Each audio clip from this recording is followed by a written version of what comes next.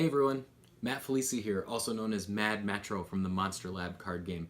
And today I'm here to teach you guys how to set up and play the game created by Liam McIntyre and illustrated by Cris Olansamuelle.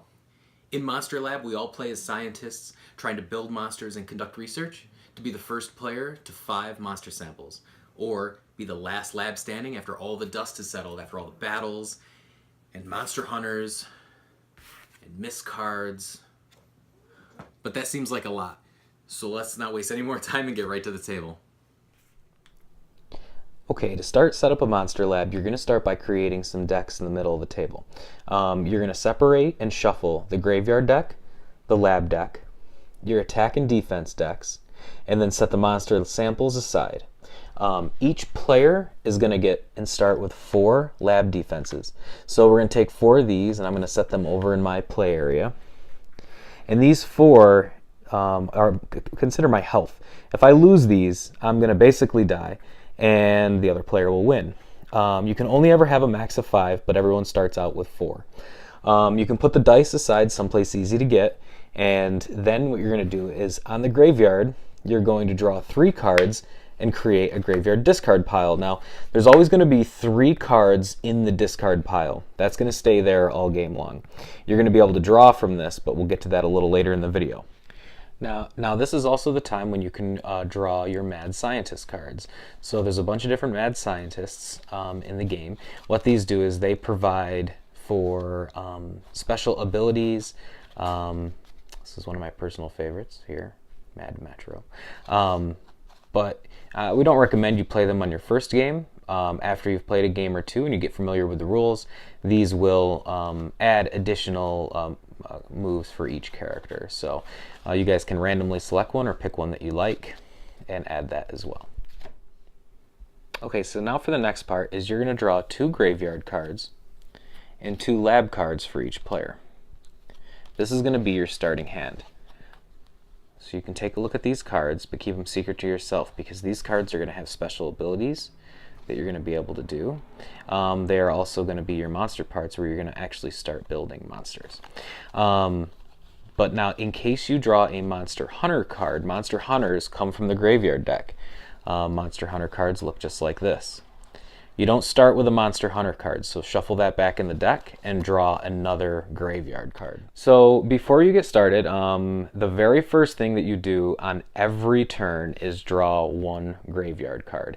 So when you draw a graveyard card, you take it apart and you put it in your hand. That's very important. You have to do that every time, and then you can take your actions. The reason is there are pesky monster hunters throughout this deck, and if you draw a monster hunter, you have to take care of that monster hunter immediately. You might lose your turn, or you might defend the monster hunter. We'll discuss monster hunters a little bit later, but just understand that at the beginning of your turn, you're always going to draw 1 graveyard, and then you can take your 2 actions. Okay, so the first action that you can do on your turn is you are able to build a monster if you have the cards to do so. Now, in order to build a monster, 1, you have to have all the parts in your hand.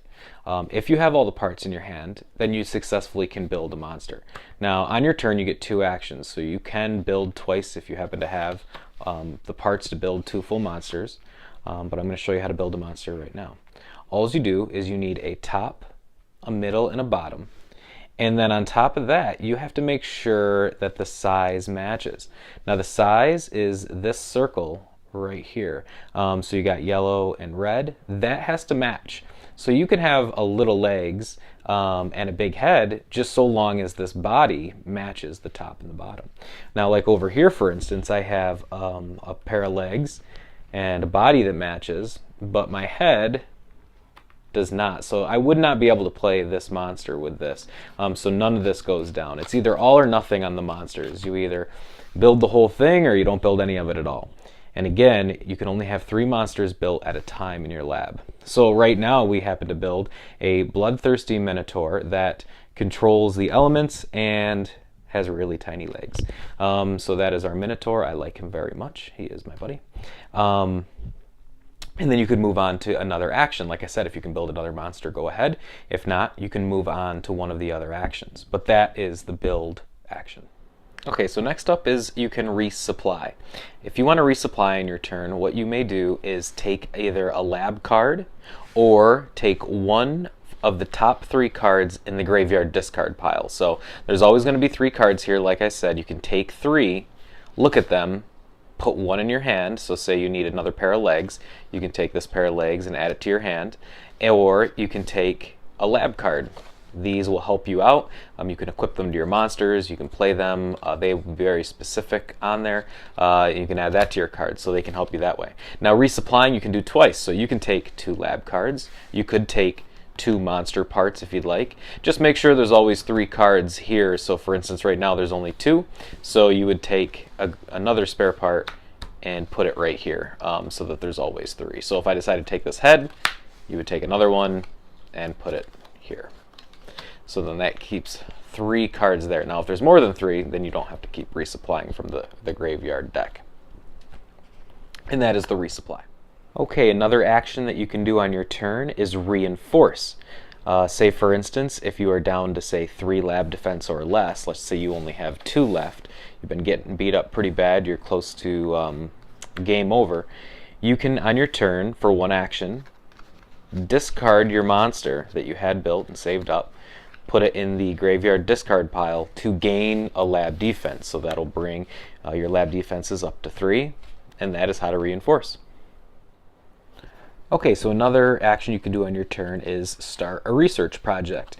Now this action has a couple different steps to it. The first thing that you have to make sure you have is in your hand you have to have 3 monster parts that have matching DNA. So these in the lower right corner is that monster's DNA. There's 4 different kinds of DNA here, 3 different ones shown now. But since I have these 3 in my hand, it doesn't matter if it's 3 heads or 3 legs or 3 bodies. You put these together and you start a research project. I like to fan them out over here on the side. Then you can do your research. This stays here for the rest of your turn. You have 1 more action, so you can resupply and take a lab card or do a previous action. But what happens is at the beginning of your turn, on your next turn, you draw your graveyard card like normal into your hand. Then you can roll on your research. You try to get 3 of a kind or higher. So what you do is you roll. This is a free action. This does not cost an action. I did not get 3 of a kind. So that just stays there and you conduct your turn like normal. Every turn after your graveyard card, you can keep rolling on this. If you happen to get 3 of a kind or higher, what you do is you put these into the graveyard discard, but you gain a monster sample. So that'll get you 1 victory point. And then on your turn, if you have 3 more cards that have the same DNA, you can start another research project. You can only have 1 research project at a time going. You can't have multiple research projects. But this is another good way to get monster sample cards without building monsters. And then the last action that you can do on your turn is battle. Say for instance, if you want to send your monster that you built into battle another lab, you can do that. Now, one thing about battling is it costs both actions. So if you choose to battle, it's all you're going to do on that turn is battle. After that, you will forfeit your turn. It'll go to the next player and hope that you get a good battle outcome. What you have to do in order to battle is you select one of your monsters. Now I only have 1 monster currently built, so I'm going to select my mischievous demoness, who is really popular and can totally fly too as well. So for this flying demoness is going to attack a lab. Now you don't target another monster, you target an entire lab. So I'm going to attack the other player who has 4 lab defense. Say they have 4 lab defense up. I will then roll dice for my monster. So how we gather our dice pool is every monster always gets 1 die to roll with. Okay. Then for every matching DNA symbol you get another dice. So I have 1 matching DNA symbol, and so I get 1 more die. Now this one is not matching, so I don't get 1 here. Had that been another demonic icon, I would have gotten 3 dice to roll with. But alas, I get 2 dice to attack with. Then the defender will then roll dice equal to his lab defense. So like I said, say the defender in their lab has 4 lab defense. they will get to roll 4 defense. So this this lab is actually going to be pretty difficult to get through because I'm only rolling 2 dice here for my monster, and they're going to have 4 dice for their defense. And that's going to come into play with our attack and defense cards. What you do, let's just say I'm going to try to do it anyway. It's not a great idea, but you know what? We're going to go ahead and give it a shot. I'm going to roll these 2 dice. So that is what I'm going to do. And I got 2 hits. Okay, now the defender is going to roll. They're looking for shields. And that did not turn out great for me because they ended up with 4 shields and I only ended up with 2 hits. So we go over to the cards and I draw 2 attack cards at random, and then you take 4 defense cards. Now you make sure these attack and defense decks get shuffled up good each time prior to battle. Basically, you want to make sure that you get random attack and defense cards. Now what I'm going to do is I'm going to secretly look at my attack cards, and they are going to look at their defense cards. And then starting with the attacker, you're going to go back and forth playing these cards. And I'm going to try to make a breakthrough. So my 2 attack cards, this is one of my favorite all-time cards right here. Miss, nothing happens. But this card, Make a Discovery, draw 1 monster sample card and place it in your storeroom. So I have this card. I'm going to play this first. I'm going to play Make a Discovery. Well, the defender has 4 defense cards. So the defender gets to look and see if they have a block card, because on their turn, they play block. So therefore nothing happens. He blocked my discovery, and then I have 1 more card, which happens to be a miss, which is nothing, and the defender then has 3 cards that he actually can play. So the defender has steal a random card from opponent's hand, has loot the battlefield, steal a random card from the opponent's hand, and disrupt, which discard 1 of your opponent's attack cards at random. You could have played that before, but for the sake of showing you, that's how battle works. Essentially what you're doing is you're sending 1 of your monsters over to a lab, creating a dice pool, and then the defender is going to roll based off their lab defense. Now, say for instance I was defending, and I had 1 monster built right here, right? This monster actually, I could instead, say I only had 1 lab defense and 1 monster, I could either roll 1 dice to defend for my lab defense, or since I have a monster, I can draw 1 defense card guaranteed. So I don't roll, for every monster you have, you can draw defense cards. So if I had 3 monsters, instead of rolling this 1 dice, I could draw 3 defense had I had 3 monsters. There's another option for the defender. All right, now let me tell you what happens if you happen to draw a monster hunter. If at the start of your turn, when you draw your graveyard card and it's a monster hunter, you have to resolve it immediately.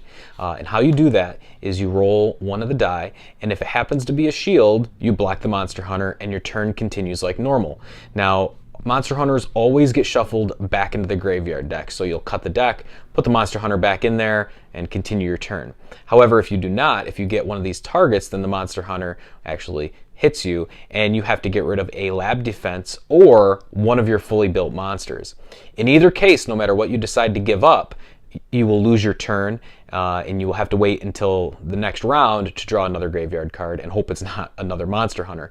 Now, either way, the monster hunter will always get shuffled back into the graveyard. These never get discarded. So as the graveyard deck gets smaller, these monster hunters start popping out more and more often. And that is how you take care of monster hunters. All right, now I just want to go over the different kind of lab cards that are in the deck. There's going to be 2 different kinds. There's going to be equipment cards that are in gold, and then there's going to be the experiment cards in blue. As you collect these, you're going to be able to play these, and they do not cost an action. As many of these as you have in your hand, you can play on your turn, or if it says not on your turn, it depends. All these experiment cards are going to say different things. Now, on your turn, say for instance you have a couple equipment, so you got Pig and Nine Tails. This is attached to a monster, gain 1 die when attacking. So this is a weapon. You can only have 1 weapon equipped on your monster at a time, but you can equip Pig and Nine Tails. But you also have Monster Yoga, which is a unity card, so you actually can equip a weapon and a unity, just not 2 of the same item type. What Monster Yoga does is the monster is now treated as if all 3 parts have matching DNA, which is really nice because that's going to add for more dice when you attack. So now this monster has Monster Yoga and Pig and Nine Tails, which is going to make it so that this monster attacks with 4 dice. The experiment cards now, they have different effects as well. This convincing forgery, whenever a die is rolled, change the result of one die to any result. So at any time, if you roll a die, if an opponent rolls a die and you don't like it, play this card. Or Minotaur, which is steal the experiment card and put it in your hand instead. So if you rolled a die and say someone played convincing forgery on you to change it, you could play Minotaur right on top of that and say, no, that's not going to happen, and I'm going to put this card in my hand. You could turn around and use it right then too if you wanted to. So there's all different kinds of stuff and combos that you can do with the experiment cards. There's a ton of these cards in the deck, and they're all going to help give you more firepower in your lab. Well, I think that's it. That's basically the setup and all the different actions for Monster Lab. I'll probably end up putting together another little video of like a playthrough so that you can kind of see how it works as you play a game. Other than that, if you guys have any questions, ask them in the comments below. This is my first video, so please be nice. Definitely working on getting a little better at these. But thank you guys for watching, and until next time, see you later.